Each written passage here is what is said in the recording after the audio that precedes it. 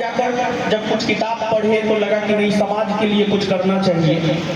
और फिर यही चीज हमने इस क्षेत्र में आने के लिए प्रेरित किया, शिक्षा के क्षेत्र में आने के लिए प्रेरित किया। और हमारा अपना मानना है कि सफलता का कदापि मतलब ये नहीं होता है कि हम एक जॉब प्राप्त कर लिए बस हो गया, हम सफल हो गए। मेरे दृष्टिकोण में सफलता का ये कदापि मतलब नहीं होता है। आप सभी लोग बिहार पुलिस में अंतिम रूप से चयनित हुए हैं, इसके लिए आपको हार्दिक बधाई और शुभकामना है। और इसके लिए आपकी सफलता के लिए हम आपके लिए ताली बजाना चाहते हैं, तो मेरे साथ आप लोग भी ताली बजाइए, थोड़ा अच्छा लगेगा आपकी सफलता के लिए। और देखिए, बिहार पुलिस वालों को जो है पहले कभी सम्मान नहीं दिया जाता था, सच यही है। बिहार पुलिस का बहुत सारा वैकेंसी आया है, कहाँ कभी सम्मान दिया गया। पहले क्या होता था, पहले हम देखते थे थोड़ा बहुत इधर उधर होता था एग्जाम में, मतलब क्वेश्चन पेपर वायरल व्हाट्सएप पे, इस तरीका से बहुत लोग बने हैं। और हमें थोड़ा सच बोलने की आदत है, तो बुरा लगेगा तो थोड़ा सा माफ कर दीजिएगा। आप ही का छोटा भाई है, आप ही के सहयोगी हैं। देखिए, एक बात हम कहते हैं अपने क्लास में, सब तुले हैं यहाँ हमें मिटाने पर, ऐसा लगता है कोई चीज हूं मैं, सच बोलने की आदत है मुझ में, इसलिए लोग कहते हैं बदतमीज हूं मैं। तो इन चीजों से हमको बहुत खास फर्क नहीं पड़ता है लोग मेरे बारे में क्या सोचता है नहीं सोचता है। और हम आपको बता दें 2016 ईस्वी तक हम भी यही सोचते थे कि सामने वाला मेरे बारे में क्या सोच रहा है। और जब तक हम इससे पीड़ित रहे ना, तब तक हमारा विकास नहीं हो पाया। जब हम इससे ऊपर उठे उसके बाद ही हमारा विकास हो पाया। तो कभी भी आप ये मत सोचिए कि लोग आपके बारे में क्या सोच रहा है। लोगों के पास दुनिया इतना फास्ट हो गया है कि लोगों के पास उतना फुर्सत नहीं है कि वो आपके बारे में सोचे। तो आप ये कभी मत सोचिए, सिर्फ अपने काम पे फोकस कीजिए और लगातार आगे बढ़ने का प्रयास कीजिए। तो आप सभी लोग बिहार पुलिस में सिलेक्टेड हैं। इस बार पहली बार ऐसा हुआ बिहार के इतिहास में कि बिहार पुलिस वालों को आईएएस के जैसा सम्मान मिला। पहली बार ऐसा हुआ है बिहार पुलिस वालों को। तो जिस रोज रिजल्ट आया था ना, रिजल्ट हम किसी बैच में पढ़ा रहे थे और उस बैच में लगभग 50-60 लड़का, मतलब जो सामने में पढ़ रहा था वही सब हल्ला किया, सर रिजल्ट आ गया, रिजल्ट आ गया। तो फिर 50-60 लड़का तुरंत स्टेज पे आ गया, सर मेरा हो गया, मेरा हो गया, मेरा हो गया। तो फिर रात में हम थोड़ा सोचे कि इस बार जेन्युइनली बच्चा ईमानदारी से, चाहे रिटेन हो या फिर फिजिकल हो, दोनों में ईमानदारी से बच्चा इस बार पास किया है। तो इन लोगों के मेहनत के लिए जो है इन्हें एक उचित सम्मान मिलना चाहिए। और फिर जो है एक सम्मान समारोह का आयोजन किए और उसमें हजारों की संख्या में लोग आए, हजारों की संख्या में। और हम आपको बता दें कि प्रारंभिक आंकड़ा, पहला दिन का आंकड़ा मतलब 1000+ था, तो हम हर जगह 1000+ बोले हैं। अभी हम एक व्हाट्सएप चैनल क्रिएट किए थे और उसमें एक मैसेज सिर्फ डाले थे, संस्थान के वैसे बच्चा जो संस्थान में पढ़कर संस्थान से किसी न किसी रूप में जुड़कर बिहार पुलिस बने हैं। और अगर वो चाहते हैं कि आगे वो बिहार दरोगा की तैयारी करे, आगे वो बीपीएससी की तैयारी करे, तो उनके लिए हम एक ग्रुप क्रिएट कर रहे हैं। और जो भी बच्चा है संस्थान पे वो ज्वाइन हो जाए। और क्रिएट करने के बाद हम नहीं देखें अभी तक उसमें कितना मेंबर है, लेकिन हमें इतना विश्वास है कि हमारे संस्थान से 5000 के आसपास लोग जो है बिहार पुलिस में अंतिम रूप से सिलेक्ट हुए हैं। और उस मैसेज में हम ये भी लिखे थे कि जो प्रॉपर वे में ज्ञान बिंदु वाले हैं वही ज्वाइन कीजिएगा, बाद बाकी लोग ज्वाइन नहीं कीजिएगा। तो अप्रोक्सीमेट मेरे ख्याल से 5000 से कम नहीं होगा। ऑफिस का जो आंकड़ा है वो 21,391 में जेन्युइनली एक संस्थान से 5000+ बच्चों का रिजल्ट होना ये कोई छोटी बात नहीं होती है। तो एक तो शुभकामना है आप सभी को कि आप सब लोग अंतिम रूप से चयनित हुए हैं। और इसके बाद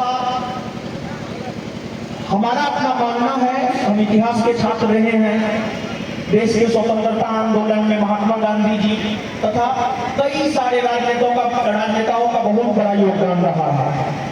गांधी जी सबसे पहले एक छोटा सा सत्याग्रह किए थे, चंपारण सत्याग्रह। जब वहां सफलता मिली तो फिर अहमदाबाद किए, फिर खेड़ा किए, फिर रॉलेट सत्याग्रह किए और फिर जाकर के एक बड़ा आंदोलन किए, असहयोग आंदोलन। तो हम उन्हीं के रास्ते पे चलने में विश्वास करते हैं। तो छोटा छोटा अपना लक्ष्य जो बनाना चाहिए, इंसान को छोटा छोटा बनाना चाहिए और उसको अचीव करते जाइए और आगे बढ़ते जाइए। क्योंकि देखिए होता क्या है बाबू, होता यह है कि अगर मान लिया जाए कि एक एग्जांपल हम क्लास में भी देते हैं, यहाँ पर भी हम आपको दे रहे हैं। जैसे मान लिया जाए कि अभी हमारा कमाने का कैपेसिटी है 500 रुपया पर डे और हम सोच लिए कि हम 1 लाख रुपया पर डे अगले दिन से कमाए, तो ये कभी पॉसिबल नहीं है। लेकिन अगर हम सोचेंगे कि हम अगले दिन 700 रुपया पर डे कमाएं तो वो पॉसिबल है। देखिए होता क्या है बाबू, होता ये है कि अगर हम लक्ष्य को अचीव करते हैं तो हम मोटिवेट होते हैं, आगे काम करने के लिए हम मोटिवेट होते हैं। 500 रुपया कमा रहे हैं, 700 लक्ष्य बनाए, 700 कमाने लगे, फिर आगे बनाए 1000, तो 1000 फिर कमाने लगे, तो और धीरे धीरे हम मोटिवेट होते रहते हैं। लेकिन अगर अचानक हम अपना लक्ष्य बड़ा कर लेते हैं 500 से सीधे लाख रुपया, तो वो कभी अचीव हो ही नहीं सकता है और फिर हम हतोत्साहित हो जाते हैं और फिर हम लोगों को लगने लगता है कि अब हमसे जीवन में कुछ होगा ही नहीं।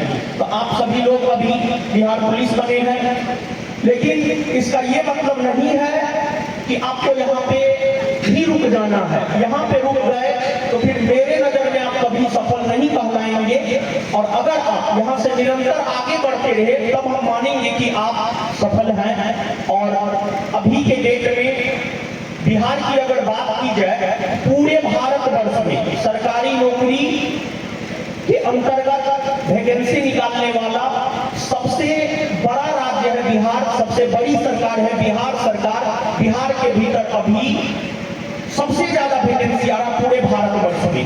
पूरे भारतवर्ष के टीचर पटना की और बिहार की ओर आकर्षित हो रहे हैं। पटना में पूरे भारतवर्ष का कोई ऐसा संस्थान नहीं होगा जो पटना में अपना सेमिनार नहीं रख रहा होगा।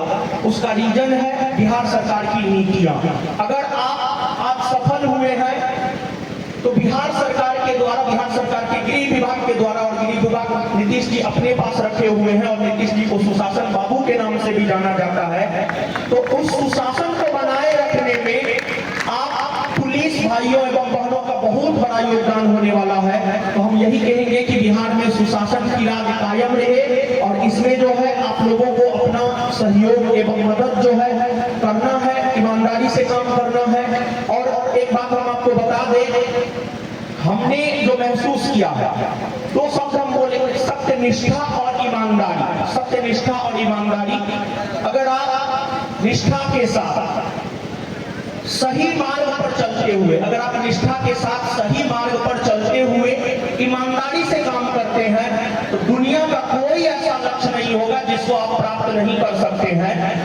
और एक बात और आप हमेशा याद रखिएगा कि स्वामी विवेकानंद जी का नाम हर लोग सुने होंगे और कभी भी बिहार एसआई का एग्जाम हो, बीपीएससी का एग्जाम हो, उनसे रिलेटेड प्रश्न ना पूछे ऐसा हो ही नहीं सकता है। 18 मई को एग्जाम हुआ है, उसमें भी पूछा है, बिहार एसआई का एग्जाम हुआ है।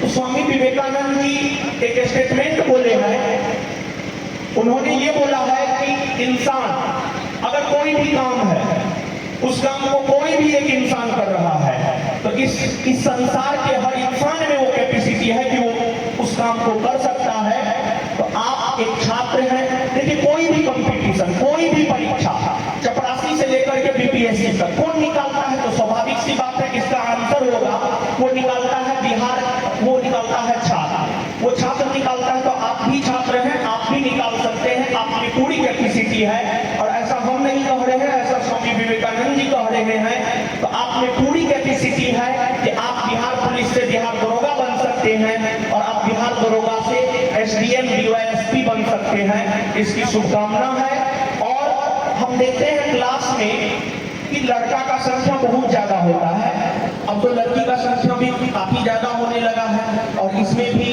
बिहार सरकार का बहुत बड़ा योगदान है। वर्तमान में जो हमारे मुख्यमंत्री नीतीश जी हैं, उन्होंने सरकारी नौकरी में बिहार में 35% आरक्षण दिया, जिस वजह से बिहार की बेटियां भी अब आगे बढ़ रही हैं। तो यहाँ पे जो भी गार्जियन है, जो भी गार्जियन स्वरूप है या जो भी गार्जियन हमको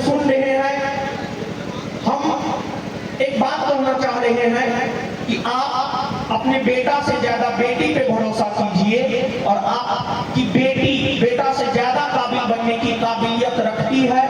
ये कहने में हमें काफी प्राउड फील हो रहा है। और इसके पीछे देखिए रीजन है, हमारे परिवार में बहुत सारे पढ़े लिखे लोग हैं, डॉक्टर, इंजीनियर, प्रोफेसर, नेता, हर टाइप के लोग मिल जाएंगे, लेकिन हमने अपने परिवार में देखा है कि हमारी बहनों को भी पढ़ने का मौका नहीं मिला है। तो हम ये चाहेंगे कि मतलब जो भी गार्जियन स्वरूप लोग हमको सुन रहे हैं, आप बेटी पर भी भरोसा जताइए और आपकी बेटी भी बहुत अच्छा करेंगी, यही शुभकामना है। और आप सभी सिलेक्टेड छात्र एवं छात्राओं को यह शुभकामना है कि आप सभी लोग जो है आगे बढ़े, यहाँ पे रुकना नहीं है। उसके लिए एक हम मेंटरशिप प्रोग्राम चलाए हुए हैं, उस मेंटरशिप प्रोग्राम को आप सभी लोग ज्वाइन कीजिए और फिर अपने सफर को जो है हमारे साथ आगे बढ़ाइए। साथ ही साथ देखिए जीवन में कुछ चीजों का बहुत योगदान होता है। जैसे एक माला जब हम लोग बनाते हैं ना बाबू, एक माला जब हम लोग बनाते हैं तो माला को बनाने के लिए फूल चाहिए, माली चाहिए, सुई चाहिए, धागा चाहिए, सब कुछ को मिला करके एक माला बनाया जाता है। तो किसी के भी सफलता में, जैसे आप ही लोग सफल हैं तो आपकी सफलता में बहुतों का योगदान होता है। लेकिन होता क्या है कि जब हम लोग सफल होते हैं ना तो हम लोग सब चीज को भूल जाते हैं। लेकिन एक बात हम कहना चाह रहे हैं, ये क्लास में भी हम बात बोलते हैं, किसी भी इंसान के सफलता में सबसे बड़ा योगदान अगर किसी का होता है तो वो स्वयं का होता है। अगर आप आज सफल हैं तो इसमें सबसे बड़ा योगदान आपके स्वयं का है, क्योंकि सफलता मेहनत दिलाता है, मेहनत आपने किया है, इसी वजह से जो है आप सफल हैं। तो आप इस मेहनत को अगर लगातार आगे बढ़ाते रहेंगे तो आप निश्चित तौर पर आगे भी सफल होते रहेंगे। लेकिन आपकी सफलता में अगर किसी का 0.1% भी योगदान है तो उसको कभी भी आप जीवन में भूलिएगा नहीं। और अगर आप भूलते हैं तो आप इस बात को भी याद रखिए कि आगे आपको बहुत जल्दी सफलता भी मिलने वाला नहीं है। देखिए आपको बहुत ज्यादा कुछ करने की जरूरत नहीं है, सिर्फ और सिर्फ सही मार्गदर्शन होना चाहिए। अगर सही मार्गदर्शन होगा तो आपकी जीत निश्चित तौर पर होगी।